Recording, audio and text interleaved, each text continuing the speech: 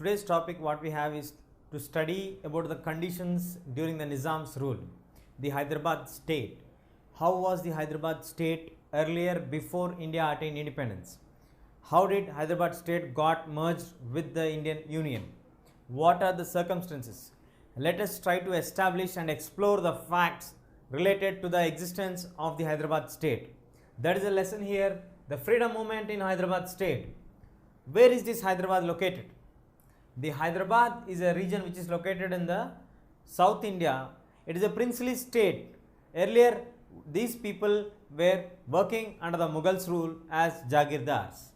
And later on, these people turned to be Doras. And now they became appointed by the British authorities as viceroys, and later they were recognized as princely states. In this Hyderabad state, we have the people of languages Telugu, Maratha, Kannada, Hindi, Urdu. These are the main languages which are spoken in the region of the Hyderabad state. How was the region before the British rule? How did these Nizams establish their rule? Who supported them? What was the priority of the order of the existing, like king ruled them, or British Queen orders were followed, or the Nizams followed their own set of rules and regulations? These all will be analyzed and discussed in this part. Be stay on there. Moving on to the factors which have raised the nationalism spirit in Hyderabad. Let us see them step by step. What happened in a sequential order? See here, the early years of nationalism, initially the movement started in the month of October 1888. Many of the influential people in Hyderabad who belong to the high profile people or who are wealthy rich started to gather as a meeting, and they started to display their dissatisfaction by handbills and placards. Using these handbills and placards, they want to highlight the injustice what's happening for them, and they want to bring a certain changes. And during this time, Maula Abdul Khayyam became the champion of the Congress. He attended to the meetings of the Congress.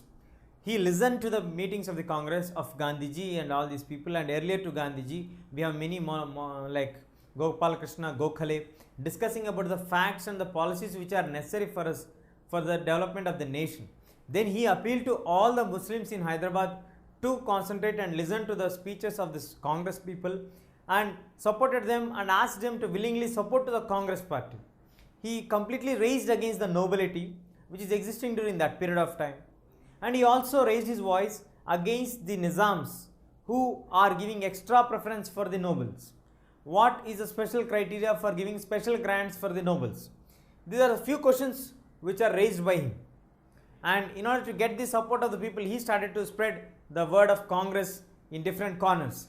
And during this period of his journey, he established the Anjuman-e-Marif, which played a vital role. Along with this, we have some newspapers actively membering or participating and spreading the words of Congress as well as the spirit of nationalism.